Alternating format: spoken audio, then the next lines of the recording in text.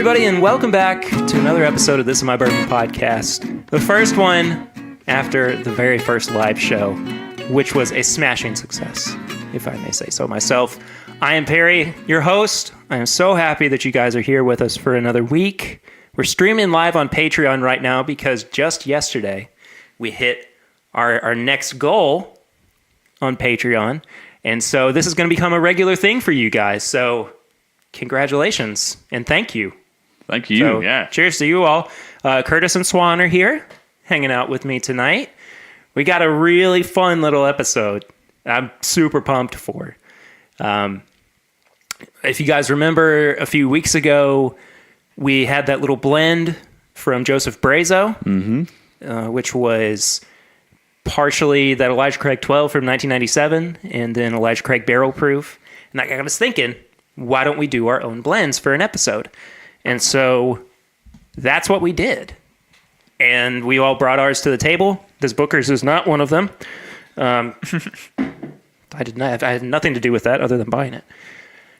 But I figured that we'd start off with a little Flying Blind blend. Oh, okay. That I did. And may I say, as well, this has been mingling for a long time. And I haven't tasted this in a little while. But I did try it with somebody within the past 6 months. Longer than that. It's got a lot of vanilla up front. And I'm not getting a ton of ethanol, and that could just be where you said it's kind of been mingling for a little bit. Wow, it is vanilla heavy. Woo! Oh, but that goes down easy. Mm-hmm. Oh, it's super smooth. Mm-hmm. It's a little dry, honestly. I'm getting that on the finish, the drying effect. Yeah, there's not like a really good mouthfeel coating. Yeah, but it has some fantastic flavors to it, though. Mm-hmm. I will say that much. You know when you get to that point in the night where you've had all your good bottles and you're kind of just wanting something to sip on, you don't have to think about, this would be perfect. Yeah. I mean, it'd be absolutely perfect. Yeah. I love this blend. This was the first blend I ever made. And it was just... And what's funny about it is I spent probably more time than I should have working on it. But, I mean, I think it was while I was still in college, or I had just graduated or something. I can't remember for sure. So I had all this downtime. And I was like, well, I'm just going to spend an afternoon, and I'm going to really work at figuring out this blend. Because I had this idea, and I really wanted to go for it. And this was that idea. Well, good job, Barry, because it's pretty good. Do you have any guesses on what might be in it? What might be a part of it? I'm kind of getting some of the weeder notes. I was going to say the same. I was thinking one of the Wellers I'm going to go with is definitely in it. It's just absent of that super heavy rye that you get on some of them. And it kind of goes down smooth, but I'm almost getting a slightly higher proof thing from it. Yeah. But not super high, just barely over 100 type deal. But that's about all I got. See, I'm not getting a higher proof on it. Really? Where are we at, Perry? I think I'm sitting at like 90. 90. Swan, you were spot on. Really? It's a blend of weeded bourbons. It's Weller Special Reserve, Old Fitz, Bottled and Bond, just the old one, that I have this handle of. And then Maker's Mark Cast Strength. Oh, hell yeah. Oh. So it came out at about 101, 102 proof. Okay. And that's what I said. You were right on. Literally right above 100. Well, it's hard to judge with the weeders because some of them go down so smooth that you just don't think about the proof as much with them. Right. But I mean, for me, the wheat, I just kind of look for the absence of rye to kind of drill it as a wheat product. Yeah, that's I mean that's one of the best ways to go about it. The other one too, and I didn't learn this until I got to sit down with Dixon Deadman for our tasting at Whiskey Weekend. And by the way, that was the last time I had this too, is when I did the episode with Dixon. But the point that I was going to make though is that that's one of the ways that you can tell if it's a wheater or a rye bourbon, is that there's a dryness on the finish that you don't get because you taste wheated products on the front end of your tongue instead of the back end, which is where you taste the rye. So because your tongue is tasting everything right up front and it kind of stops a little bit short, that's what we describe or experience as being dry. Does that make sense? Yeah, no, Yeah, it for the makes most sense. Right. Okay. So to put it simply, wheat bourbons, you're going to taste more on the front end of your tongue. Rye bourbons, you're going to taste more on the back end of your tongue. Mm-hmm. That's the core of it. Yeah. So anyway. No, that's really cool. And I think what Swan brought up was a pretty good way of thinking about it too, is knowing and looking for the absence of rye. Yeah. Right. Anyway, that's flying blind. It was a strange flying blind. I'm sorry. 2 points for Swan. I got it. Hey, Curtis got a good point there too. Yeah. Yeah, we're killing it today, man. And hey, we nailed it there. Usually I'm like, oh, this is definitely Buffalo Trace. And Perry's like, it's Not. Wild Turkey. It's just not happening for you today, buddy. Good try, but no.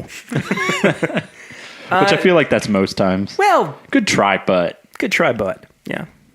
Anyway, what have you guys been drinking recently? I've been drinking Henry McKenna 10-year, Yeah. which has been very good. I finally found it at a good price For the first time in a while. for the first time in forever. Yeah. And so been drinking on that, been sipping it, been cherishing it, been saving a bottle of it. Good. So I miss that bourbon. Just being too. regular. Mm-hmm. I miss it. Funny though, I found a bottle of it the other day that was barreled on my dad's birthday. Nice. So, yeah. So I left the store and I immediately called him. That's I had Eagle Rare. That's what I've been drinking. Just regular Eagle Rare. Just regular Okay. Eagle Wow. Rare. Yeah, I had a bottle that's been open for a long time. I just wanted to go back and visit it, and having it like open for a long time, Yeah. it has really mellowed it out. I always got like a slightly peppery note on it, and that's just gone. So I don't know if that's just the product of it being open for a long time, but it's been good. I've only got a little bit left. Probably going to finish it this week. So Well, Curtis got me on a little bit of a Jim Beam Bonded kick. There we go. Excuse me. The last time we did that episode. And I had a bottle that was pretty much full.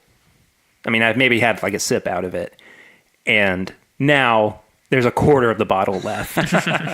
That's even less than a quarter. That's like a fifth of it. yeah, you Yeah, killed literally. it. Yeah, we also went to Keeneland on Saturday too. And you didn't hit me up, had man. a Keeneland breeze. Were you there? I work every day. Oh, okay. I'm sorry. I don't know. I should have said something. I got to see Chad and Sarah for a little bit too. Oh, cool. Sarah with an H Oh, was man. in rare form. Let me tell you. All right. Yeah. So did you try the Maker's Private Select? I have tried it before. Okay. I didn't try it this time. Yeah. It's really good. Yeah, I know. It's It's very good. it's one of the best private selects I've ever had. Mm-hmm. And like I'm not a big Maker's Private Select fan. Just it for me it's just mostly the price point. Like it's an expensive bottle. But I'm constantly surprised at how much I like it. Mm-hmm. Yeah. It's good stuff. And they're really different, varying Oh, absolutely. from, place Absolutely. to place, which is really nice. Do you guys look at the back and kind of look for specific staves that you want in each one? I mean, I know they're all different. You have a chance of 10 different ones. I haven't had enough experience with it to know for sure what it is that I'm looking for. Yeah, like I know I don't like coffee, so I stay away from like the mocha staves or Yeah. whatever they put in there. I stay away from those. But I've had one with those in there, and it had I think 3, and I really liked it. Yeah. So I have no clue what to gravitate towards when I see those picks. I feel like it's a safe bet if they've got 46 in there, the 46 staves, just because that's a tried and true kind of proven product. I can't even remember all of them. There's, the names of them are so crazy, but Yeah, there are a lot. And now they're like having like displays that have specific, yeah. like they look like the knobs, But anyway, I had a Keeneland Breeze while I was there too. It's a good cocktail. Yeah, they're really solid. I wish that they had stuck with Ale 8 instead of going with this ginger ale, just this regular ginger ale. I thought the ale 8's what made it special. Yeah. But for anybody who doesn't know, the Keeneland Breeze is a cocktail that's specific to Keeneland. Yeah. And it's really good. I like it a lot. Anyway. And then there's the Buffalo Bow Tie. Ooh, what's that? I don't know exactly what's in it. Yeah. It's just Buffalo Trace, though. Yeah, fair. That's fair. Yeah. All right. We got some business to take care of. We do. Yeah. So, like I said earlier, we each individually did our own blends. We don't know what's in everybody else's bottles. I'm so excited for this. Yes, this is going to be fun. Who wants to go first? I'll go first because I feel like mine's probably going to be the most like, oh, well. Are you sure? I don't know. We'll see. Okay. All right. Somebody wound up with the Perry Port glass, by the way. I think it was you, Curtis. It was me. Yeah. Does that like automatically mean I should have a Perry Port? Have 8 times as much as you normally do. That means you're sleeping on his couch tonight. Oh, gosh. Shout out to old Cletus for making that glass for me. He's a good man. At first, I thought like Cletus was like a name for like drunk Kurt or something. Oh, no. And I was like, what? No. I was like, you've never called me Cletus. That would be pretty funny, though. Yeah. Just out of nowhere, just decide that you're... So what is your drunk name, then? I don't You have one. No. All right. We'll be thinking on it. I've got one. It's Sean. That's perfect. Somebody was calling you Sean at the live weekend. It throws me off every time. Who was it? It might have been Ian. Maybe, I don't know. It is weird going back to your day job and everyone refers to you as Sean. You're like, who? Oh, Oh, right. Got That's it. my It's name. me. my parents named me that. But your friends changed your name. Yeah, that got changed 5 years ago. Ooh, it's hot on the nose. It is a little hot. It's got some spice. And I've had this. Yeah? Yeah. Since we've done it. So Oh, good. That's good. And it's like got some of those like darker notes to it, which I like.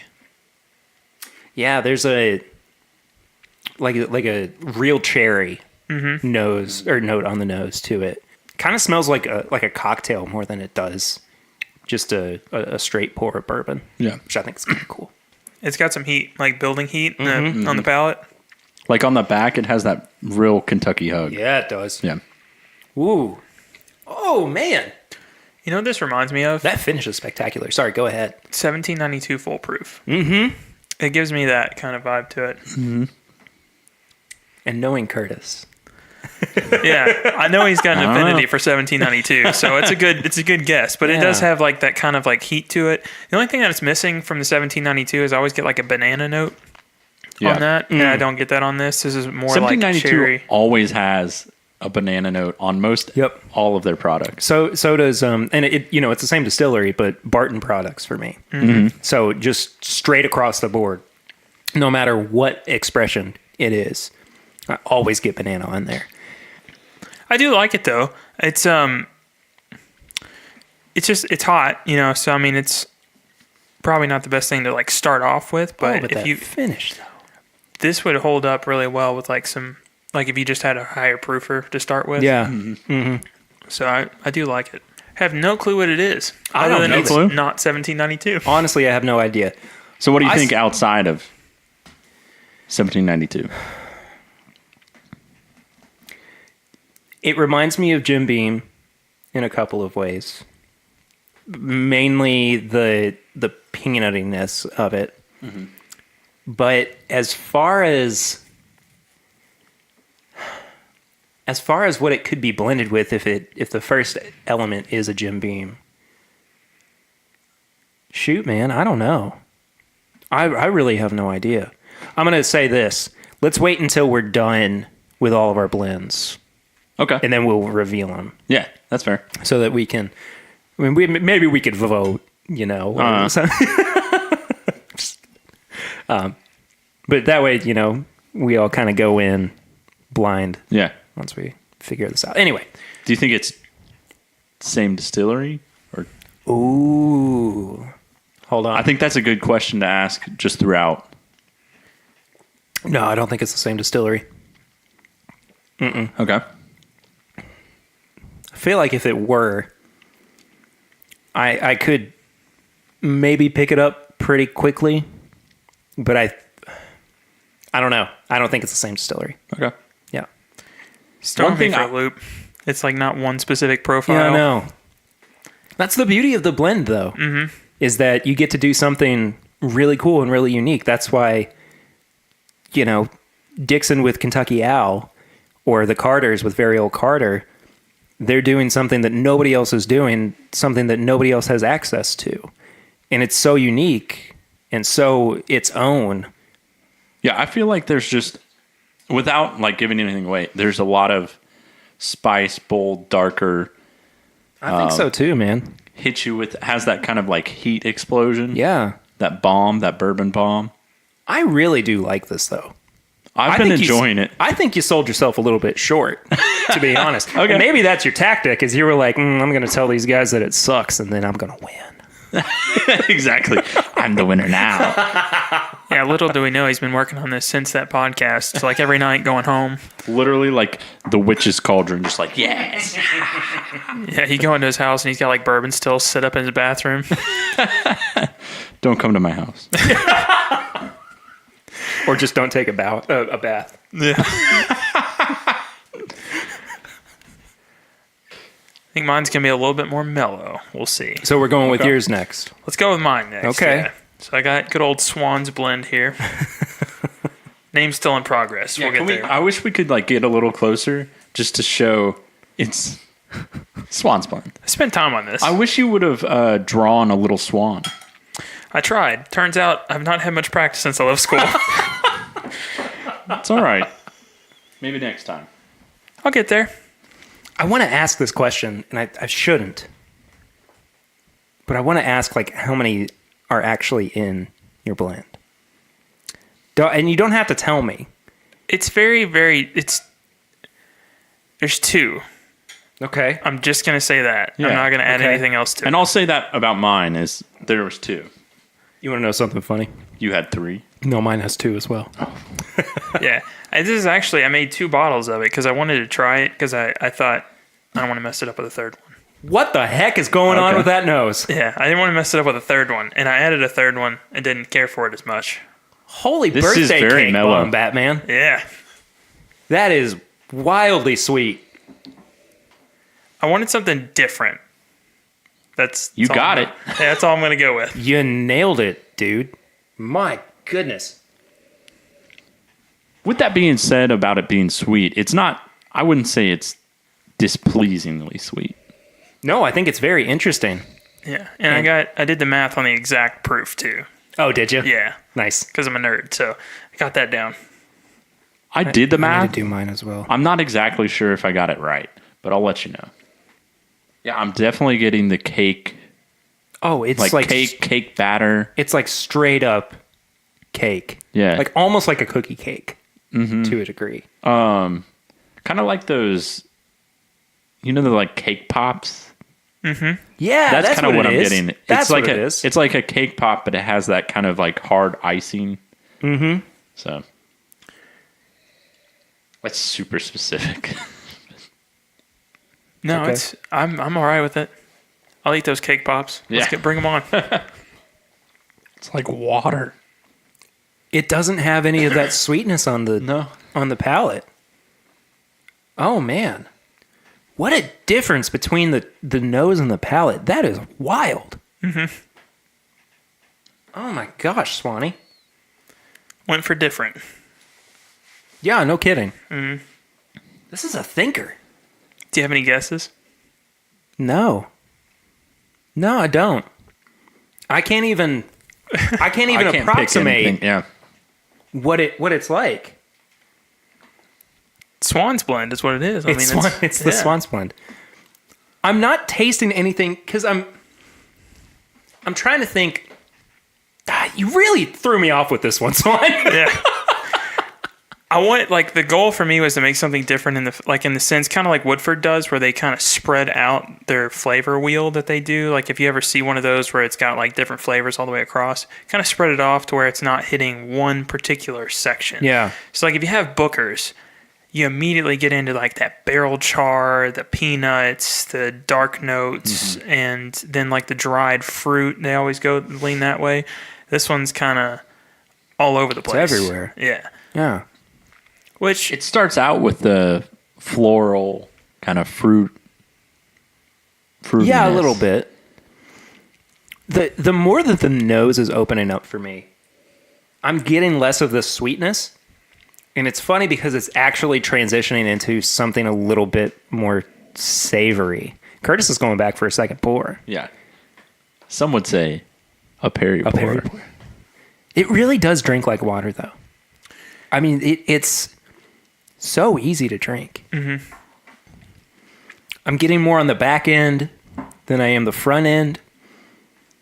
I think that indicates that it's not a weeder. Man, that finish is so good. Y'all have both brought really good finishes to the table tonight. Well done there. I think when I added the third one, the thing that I lost was the finish at the proof point. So I can't say much more without giving some stuff away. You lost the finish at the proof point? Yeah. Really? Yeah. Because the proof point is a little on the lower end with this one. And getting something that's at the lower end that has like that finish to it that doesn't immediately just dissipate, it's pretty difficult. The nose is like fantastic. I love that. And the finish is great. And they're two different sides of the spectrum. They absolutely are. Where I do kind of miss a little bit of it is right on that front. But there's something nice about it just being like water. It's almost gentle. It's like refreshing a little bit.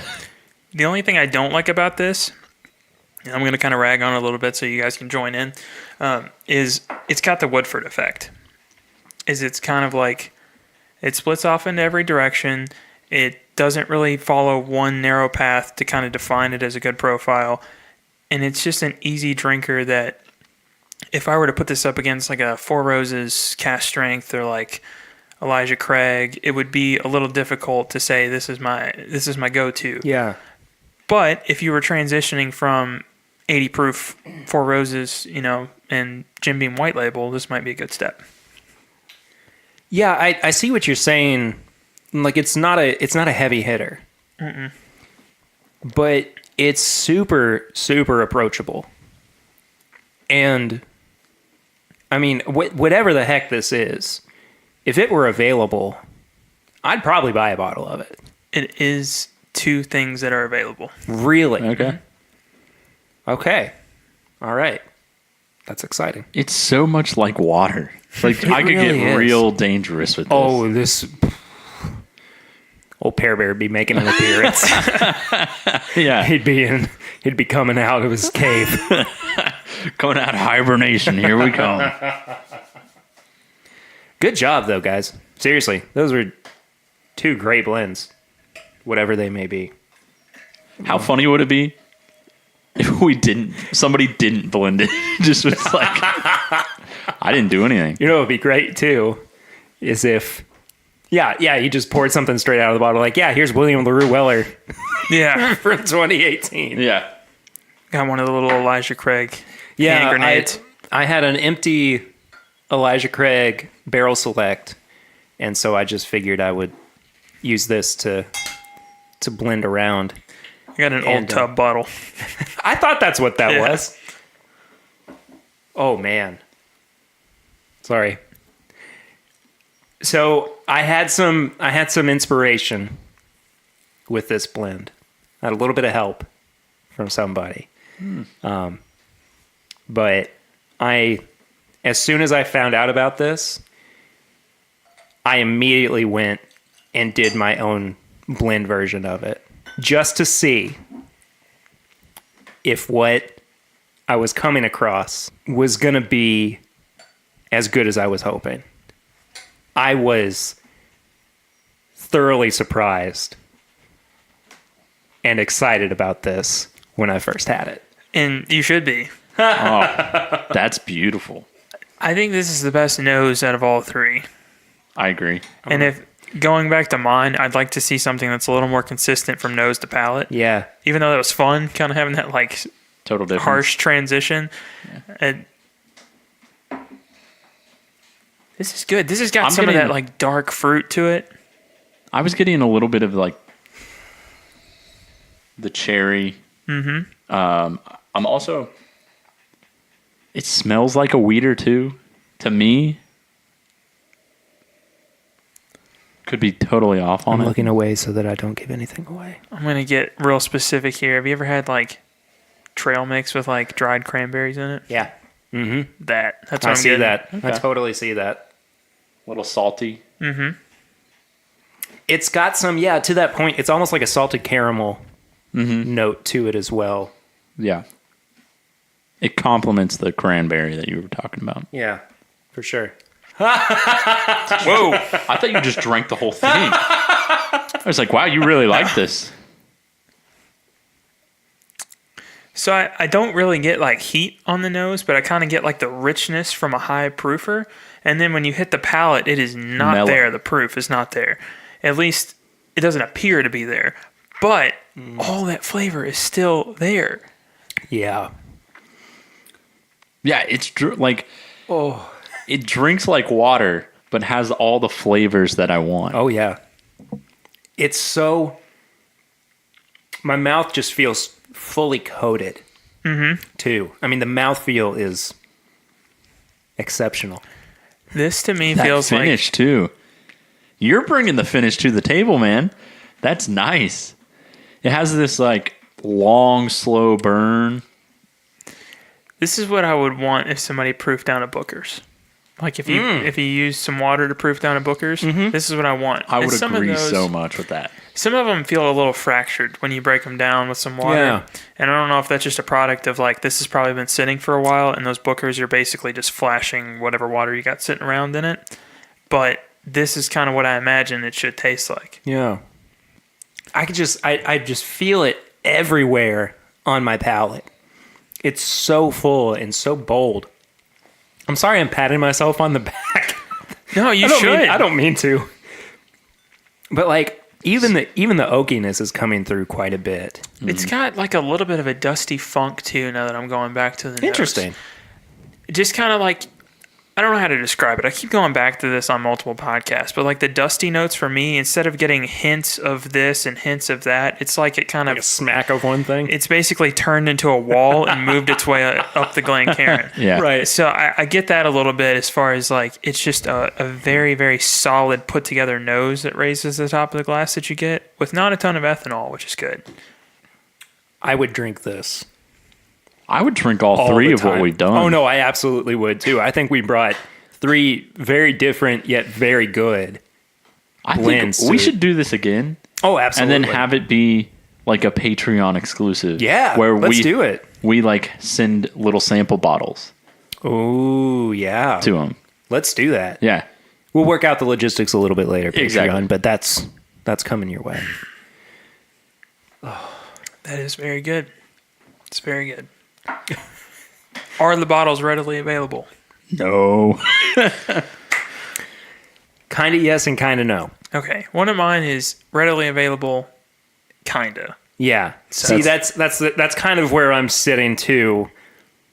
But there's a caveat with a bit of mine is like yes with an asterisk, or That- maybe with an asterisk. So That's exactly how mine is too. this is One's- great. one's we like- did something wild. Here, Yeah. guys. One is literally like you can go in, find it anywhere. Second one, nope. Well, second one is you might be able to. Maybe. Yeah. You'll be able to find the brand. Okay. That's interesting. I don't know what that means exactly, but interesting. Okay. How do we want to do this? Do we want to vote, or do we just want to talk about what each one was? We can just. I'll tell you my favorite. I'll rank them in order if you want to. Yeah, sure. Okay. I think for me, I'm actually going to put mine last. I'm going to put yours second. So Kurt's is second, and then Perry's is first. The reason I did that is Perry's, it seems like it's more well put together. The only thing kind of missing is like I mentioned, you get that high proof like nose to it, not necessarily in the ethanol way, but like the richness, and then it carries through on the palate. I like to finish on Kurt's better than mine personally. Mine was more of a, here's just a splash of flavor that isn't necessarily offered as a normal profile. I get that. And I think these are going to be pretty divisive on how people rank them, depending on what they look like, what they look for in a bourbon. Yeah, sure. Because they are all three wildly different. Yeah. And I think that where your ranking comes from is the way that you approach bourbon as of right now. Yeah, and I will say that like yours, like I mentioned, I tend to lean high proof. So I got the flavors from yours from the high proof. With Kurt's, I got the actual intensity of kind of a high proof as far as heat wise. And then with mine, I got more of an approachable starter. Yeah. So it could just be my proof preference that's leading me to my results. So I don't know. I did like all three of them, including mine, which I've gotten an extra bottle at home of with that third one added in. So that'll be nice to go back and revisit now that it's sat for a couple of weeks. Yeah, for sure. Yeah. For sure. For me, I would go, honestly, it's the same order. There was something about Perry's that just had this overall kind of put together, compounded bourbon that really felt like it all belonged. There was no like super outlier, I felt. And like I really enjoyed the intensity, not the intensity, but like the boldness of flavors and the overall body of what it was. With mine was like, hey, this is a foolproof, Yeah. this is like a foolproof bourbon. Hey, I'm going to hit you. and had that intensity and had those flavors within it. Yeah. Those bold flavors of, dark notes, cherries, all those kind of charred smokiness. Yeah. With yours, it had all that, but toned it down a little bit. And then with Swan's was just really nice in a different kind of way. You had more of the lighter floral, I felt, notes, and I could just down it like water. Oh, if that were a daily drinker, I'd be all over it. Mm-hmm. I mean, it's not that it's like, it shoots up in one way or another. It's just so accessible. Mm-hmm. Yeah. So it's a solid foundation.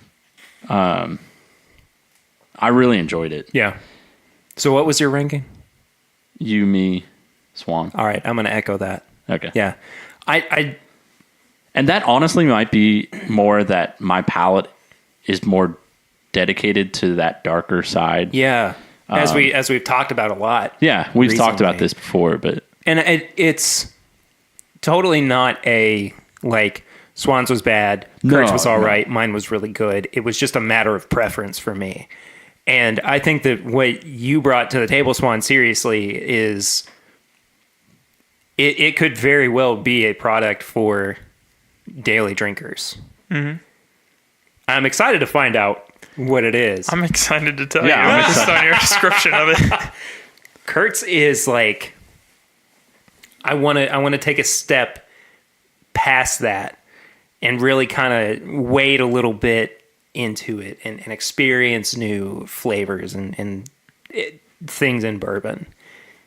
And then mine just kind of punches you in the face with it and was like, hey, this is what it should taste like. Yeah. This is what you're looking for.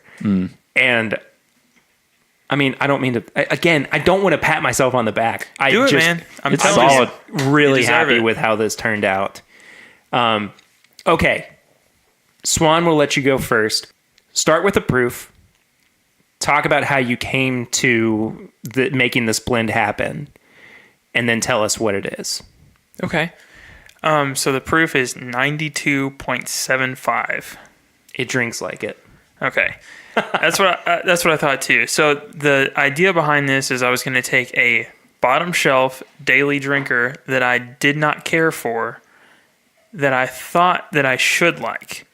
So the base of this is a 6-year Green Label Heaven Hill. Wow. Yeah. So I really prefer the Bottled and Bond. I'd rather grab the Evan Williams. I'd rather spend the extra money on getting a Elijah Craig if I'm just looking at Heaven Hill products. Yeah. Not a huge fan of the green label. I mean, I know Chad likes it, so I kind of like got a bottle and I thought I'll just try it. Still wasn't a huge fan.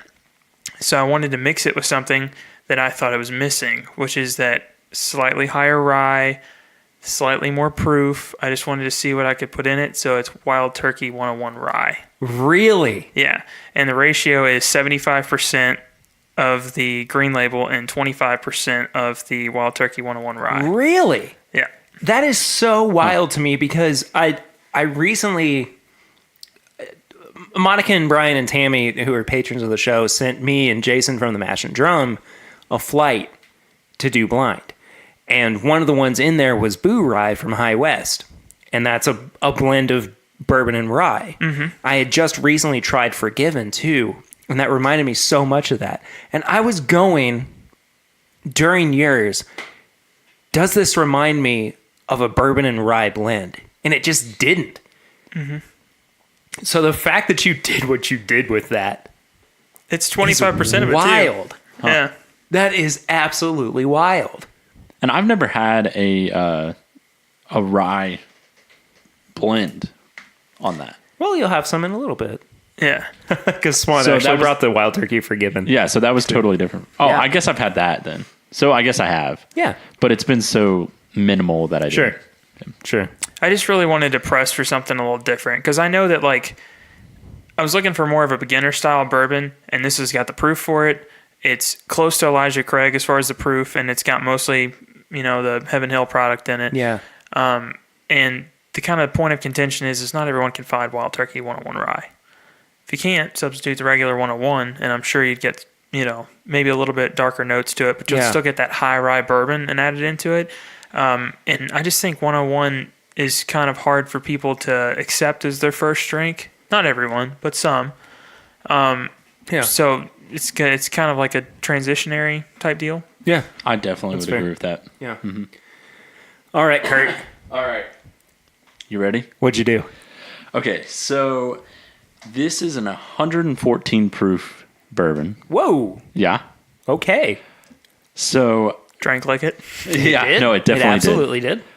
So what I was going with on this blend was I was taking a base bourbon that I really, really enjoy, and that is a staple in my home, and then taking another bourbon that is even higher proof and blending those all together just to see, and they both kind of have a similar flavor profile. Yeah.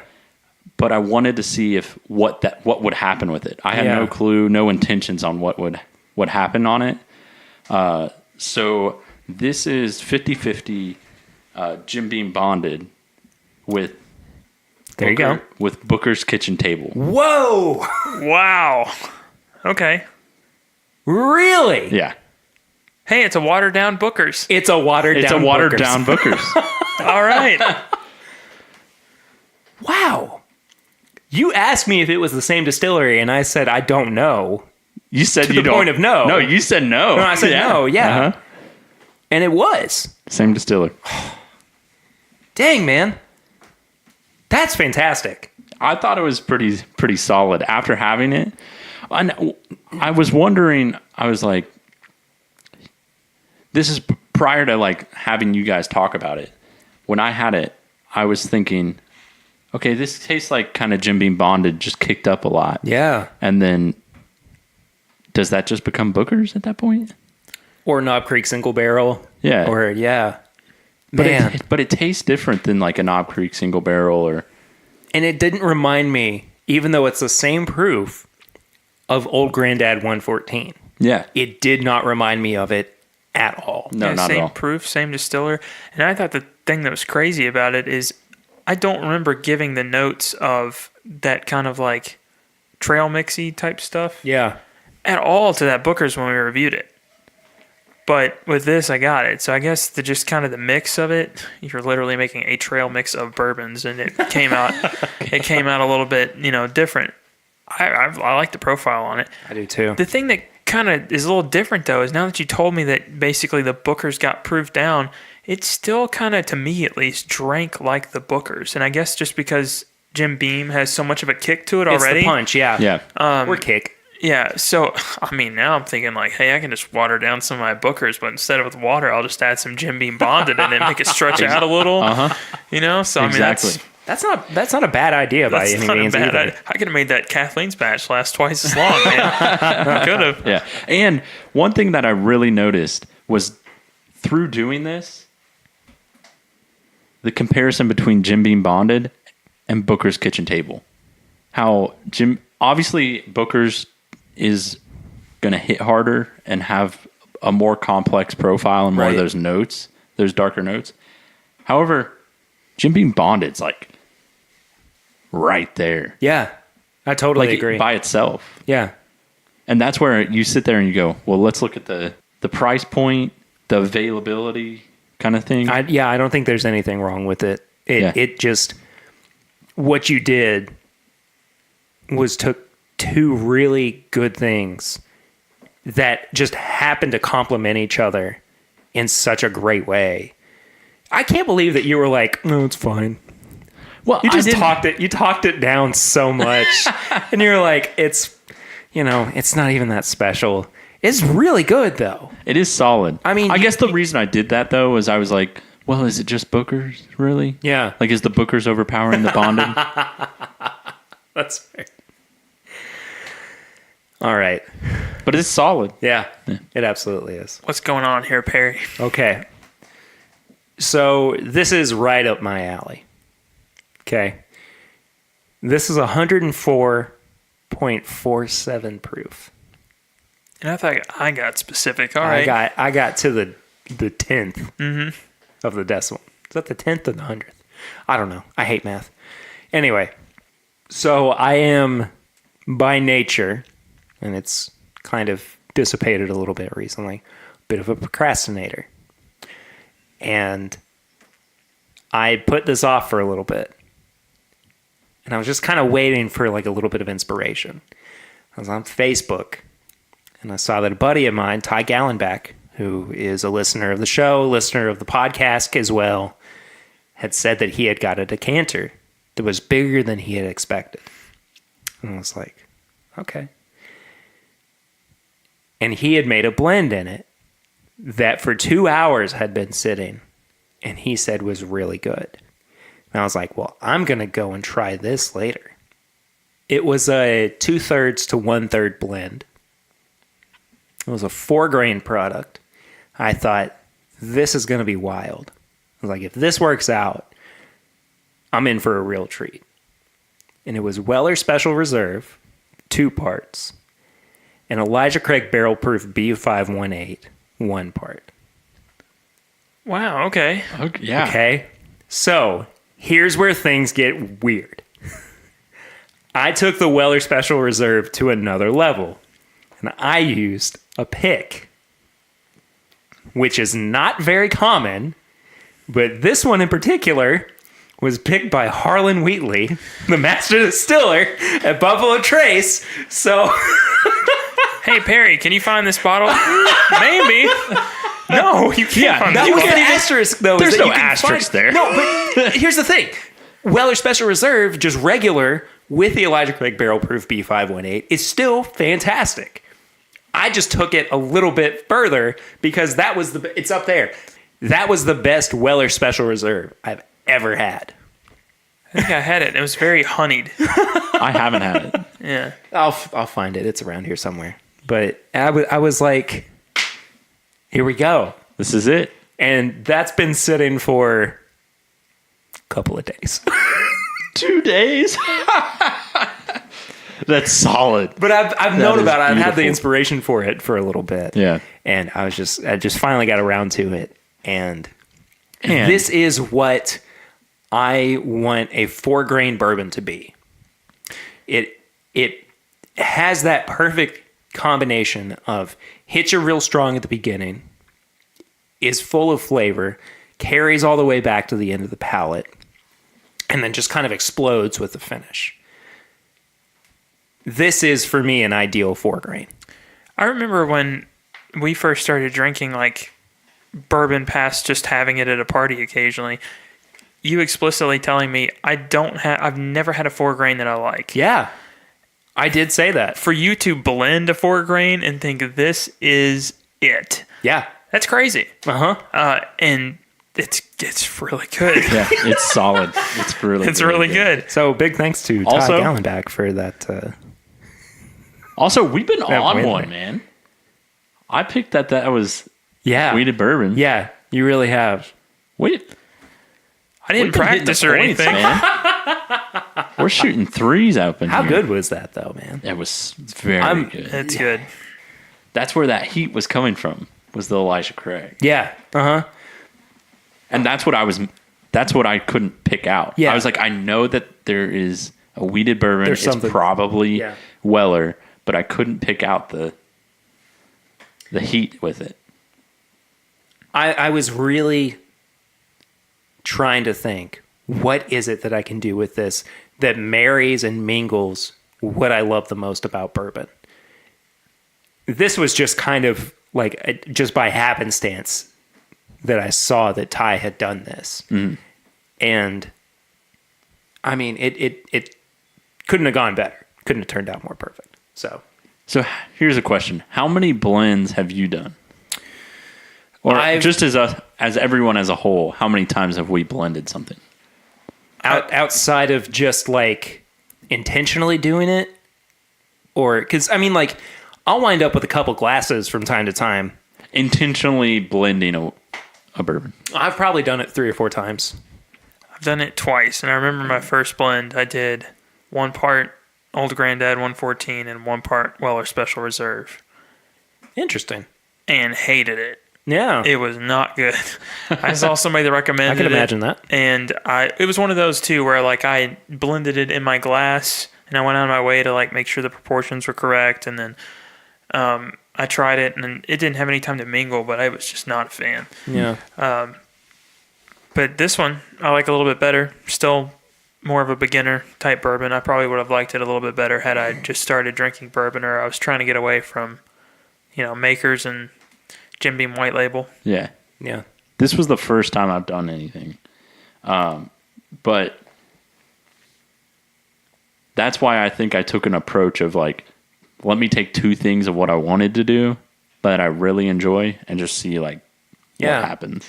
Because that was, and for going further on and like doing this maybe more often, I think what I'll do is start exploring into like, maybe we try 3 parts of this, 1 part that, or, Yeah. And so the first one I ever did was that weeded blend that we had earlier.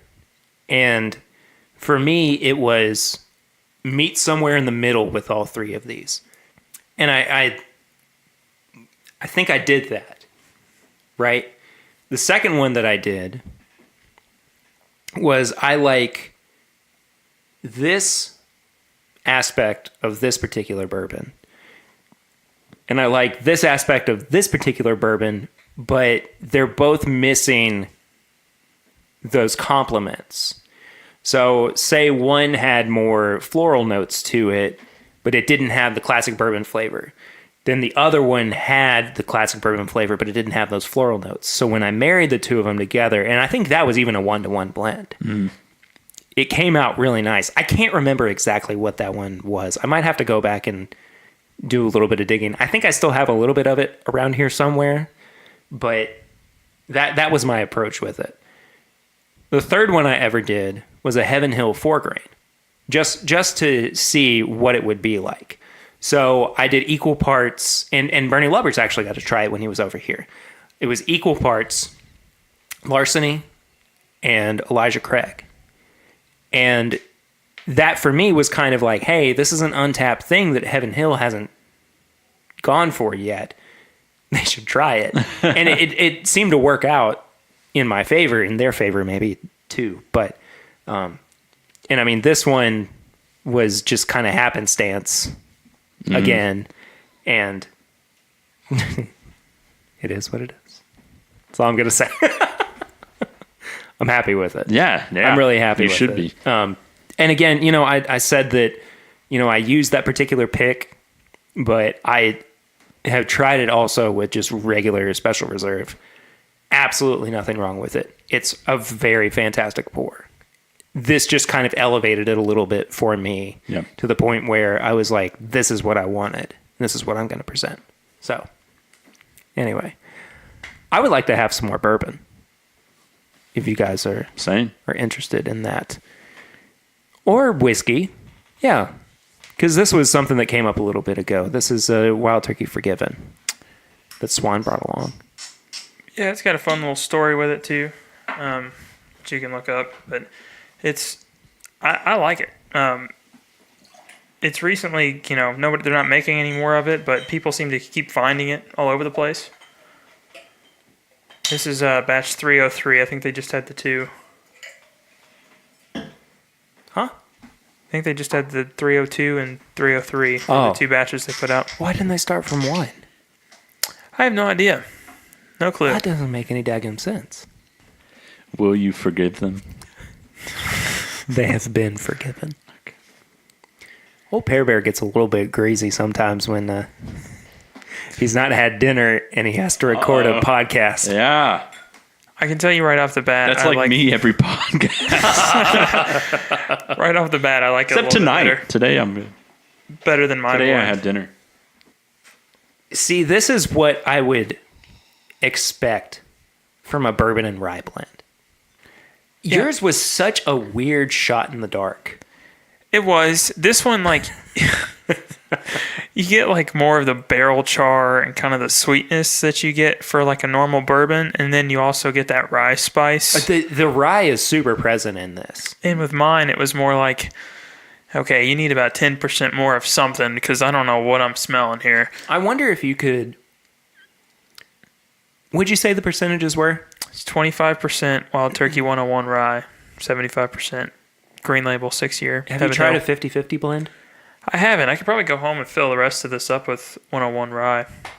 See if it's any better. I'll tell you what. Before you leave, maybe we'll do this just for Patreon. I've got 101 rye and the 6-year Green Label. We could just try that just for the heck of it. Yeah. So, yeah.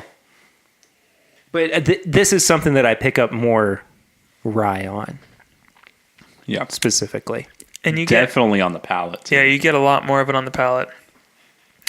It's almost like an aggressive rye, and I think it's probably more to attribute to the fact that where I used Heaven Hill in mine. Oh yeah. Heaven Hill is a notoriously kind of lower rye mash bill. Uh-huh.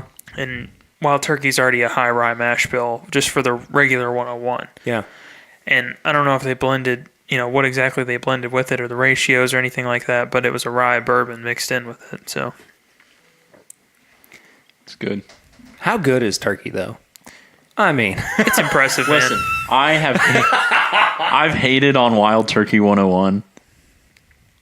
Why? I don't know. It's so good. It's my daily drinker. And I need to go back to it again. I know. But everything else that I've had of Wild Turkey, I'm just like, yes, give me it all.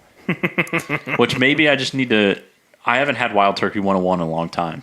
So maybe I go back to that. That's going to be... Next time we record, it's going to be what I've been drinking. So you should definitely revisit it. I mean, every time that I stray off into a different direction of the spectrum of caramely sweetness and this and that, and kind of almost like a brininess in some of it, and I always come back to 101. I was like, this is how bourbon should kind of taste. I mean, but 101's kind of it's just a staple. Anytime you have it, you're this has got all the classic bourbon notes. And it is slightly different than what you recommend as your classic bourbon, the Elijah Craig. Yeah. But in such a good way, man. You leave the Elijah Craig and you come from those baking spices, slightly more approachable, to Wild Turkey 101's I might kick you in the teeth a little bit, but it's still comforting. It's got the caramel notes and almost the slight tobacco to it, and the very, very slight nuttiness, and it brings in a lot of slight qualities to it along with the proof. I think I'm going to compare, do a side by side of Wild Turkey 101 with my Jim Beam Bonded. I think you should, just to see what I like. Yeah. And the differences between the two or the similarities. I got an idea. Let's do it for Patreon. All right. It could be the Patreon bonus episode for this month. Yeah. All right. Cool with that. This is what keeps happening is we just keep going, hey, we're just going to record Patreon bonus episodes after we're done with the regular one. And we just get messy. And then, then Perry just gets greasier and greasier. Not to be confused with the grease. I'm greasy, But not it's greasy. greasy. I'm off-brand grease. Yeah. He's the Costco grease. Oh man. I'm the Kirk boy grease. Yeah. Anyway. I really do like this, though. Yeah, and I've seen a lot of people too in like some of the Facebook groups that I'm in. They're asking like, "Hey, is it worth picking up Wild Turkey Forgiven?" Because not a whole lot of people talk about it, but yes, it is so worth picking this up. Yeah. Trying to find this profile in a normal turkey release or even just a normal bourbon release is difficult. Mm-hmm. There's not a whole lot of people that have done this. Like they've got this, No. they've got the chef's collaboration. There's just not a Boo Rye. Boo Rye. Yeah, Yeah. there's not a ton though. I mean, I'm having trouble coming up with 5, but it is good. It's definitely worth something worth doing, and it's also worth doing at home. Like I just showed with this because Yeah, you get interesting absolutely. results. Absolutely. So especially if like you pick up a rye and you're like, this is just too much for me. Yeah. Like I know the 95% rye and up club is a little difficult for people to kind of get into. So blend it with a little bit of regular bourbon, you might be surprised what you get. Yeah, for sure. For sure. Well, it's been a fun little episode. It's not been too serious. I feel like we've been kind of serious recently with our conversation. It was nice to step back a little bit and have some fun and just drink some good stuff. So I think that about does it for us. But before we wrap up, we have this wonderful segment called Tips and Bits, where we recommend stuff for you to check out.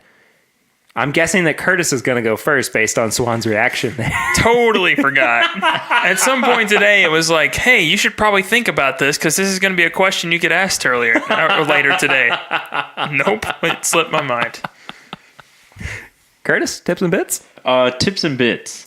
Yes, I've got one. Game of Thrones, because it just started. Winter is here, guys. It's past, but it's here. I don't Watch. Thank you. watch Game of Thrones. Thank you for coming to my TED Talk. I think Perry and I are the only two Are you that kidding me? haven't watched You it. Seriously. both don't? No. Here's the thing. I know what's going on. I know what the whole deal is. Yeah, because you see it on Twitter. And, I'm on Reddit, okay? All right. You But haven't it been just- through the years it's of never- pain I understand. and suffering. It just never really landed for me. I just Okay. never fully understood it or got it, and which is weird because it's right up my alley. Like That's what I thought. I thought you were like a love full. it, Yeah. but it just, I don't know. Maybe I just need to give it another shot. I will say I did the same thing and was like, I hate this. This is so boring. Yeah. And then about a season in, and it shouldn't take you a season, I know, but like about a season in, I was like hooked. It takes some time with shows. They have to get their footing. So I As understand Perry that. says, I don't like it. I'll go back and I'll try it again. There we go. It's like Wild Turkey 101. There you go. Okay. There you go. Swan? I'm still at a loss here. I've been listening to so much just random music and stuff. Like, it's not been one specific album. I did just get around to reading some of Fred Minnick's stuff. It's really good, isn't it? It is very good. It's one of those things where you kind of immediately think, it's like, well, I really like bourbon, but I like drinking it. I don't know if I'm going to like reading it. And then he gets into the history of it. And you immediately just start seeing how rich it is. There's so much there. And some stuff that you just don't even think about. I mean, he goes into every little detail, and he's very nuanced about like how he presents it and stuff. And I really like it. And I've only got the one book, so I've got more to read. But I also look forward to seeing his magazine that he's been putting out. I think he's got a few issues of it. Bourbon Plus. is Bourbon Plus. fantastic. So I need to get around to that too. But just reading through that's been great. And then just kind of learning more about the bourbon community. Like I've always been more of a solo drinker. Like I'll have a couple drinks at home or with a friend. But then like going to your live event that we did, just meeting all those people was great. Putting faces to names and kind of meeting people. It feels more of a community, more so than just the 5 or 6 guys like me that show up at the liquor store on Wednesday morning waiting for it to open. Kind of chit-chatting a little bit before it opens. Yeah. So it's been nice. It's more than just those few people.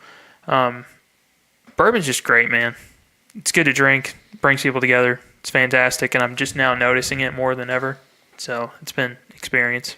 I'll talk about that more here in just a second, because I do want to touch on a couple of things from the weekend that was. But Anderson .Paak came out with a new album last week, which is fantastic. What's funny is that he came out with Malibu a couple of years ago, which was a really, really good album. Last year, he came out with an album called Oxnard, which was good, but not great. And then he came out with Ventura last week. So good. I mean, it just has this classic vibe to it that I'm all over.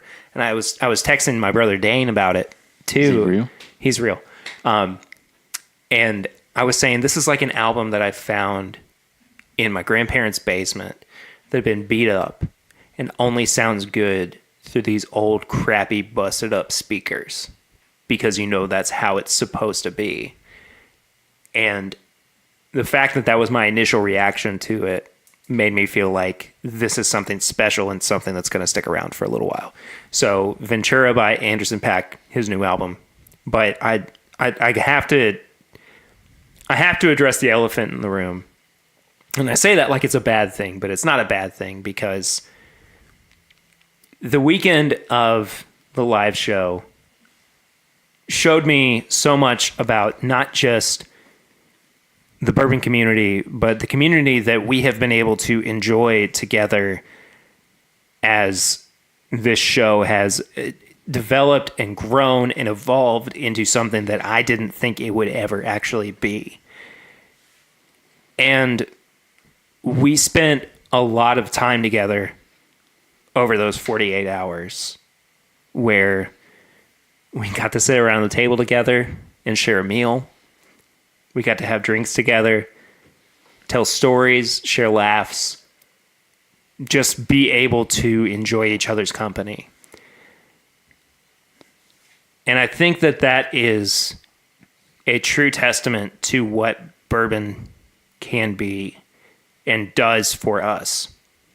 And it's not that bourbon is the end all be all when it comes to this idea of community.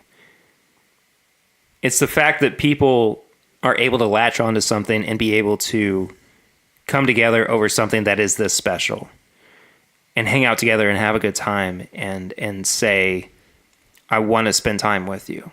And I know I'm rambling a little bit. I apologize for that. But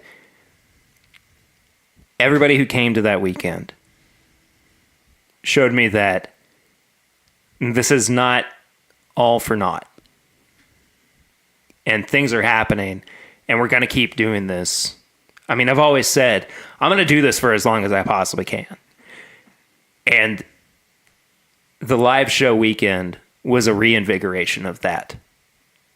And we're going to do this for as long as we can. And things are going better than I ever could have expected. And it's because of you guys, not just who are listening, but are watching over on Patreon as well. So I want to say thank you. I guess my tip and bit from that is find a community of people who want to celebrate with you and share with you in something that is as special as bourbon can be and is. So that's my soapbox. I'm getting off of it. And we're done. And rant. Thank you for coming to my TED Talk. Oh, that's very good. And I wish I could have been there to everyone there. Yeah. And I really do. You'll be at the next event, which more details to come. More details We're not quite ready to establish all of that information just yet, but we'll talk about it here soon. So anyway, thank you guys so much for listening. This has been a really fun little episode that we've done. I know it got a little heavy at the end. I apologize. But anyway, Curtis and Swan, thank you all too for being here and being a part of this. It's been great having you guys along for the ride. If people want to find you on social media, where can they do that? I'm at the Bourbon Finder on Instagram, and that's about it. Don't really use my personal one. I'm Kurt Con on Instagram and Kurt_Con15 at Twitter. Well, there you go. I am at PRitter1492 personally on all social media platforms. If you want to follow up with the show, we are at My Bourbon Pod on Instagram, Facebook, and Twitter. You can send us questions or comments to thisismybourbonshop@gmail.com. And speaking of the shop, you can head to bourbonshop.threadless.com. Got a couple new designs up. Y'all need bourbon. Y'all need bourbon. Perry Pour shirt. We know we needed that. Oh, I got to get Glencairns made of those too. That Yeah. little design on it. Can we get like a fill level on the Perry Pour glasses? Absolutely. Yeah. So again, bourbonshop.threadless.com. Couple of new things up there right now. Give the podcast a 5-star rate and review on iTunes. That really does help us out with reaching new listeners and spreading the word of the show. Let's see what else. Every Thursday night, I have a live stream over on YouTube at 9 p.m. Eastern. That's youtube.com/thisismybourbonpodcast. That's free. That's fun. That's another good little bit of time that we get to spend together and have some more content. It's usually just us hanging out and having a conversation. Swan's in there usually. Curtis might be on here soon as well. I don't know. We'll talk about that. Let's see what else. Patreon.com/mybourbonpodcast. That's the biggest one. If you want to support the show in a way that helps us keep going, takes care of some hosting fees as well as just making this happen. That's the place to do it for as little as $1 a month. It really is a significant way to make this show happen. Like I said, we just hit our most recent goal. We're hoping to hit our next one probably within the next couple of months. I think that's doable. So Absolutely. Yeah, for sure. So head there, and thank you all so much for listening. Really do appreciate it. Next week, I got a fun little episode coming up with a group of local bourbon drinkers where we're going to be talking about that community that we were just harping on a second ago. But I'll see you next week. Until then, I'm Perry. I'm Curtis. I'm Swan. And this is My Bourbon Podcast.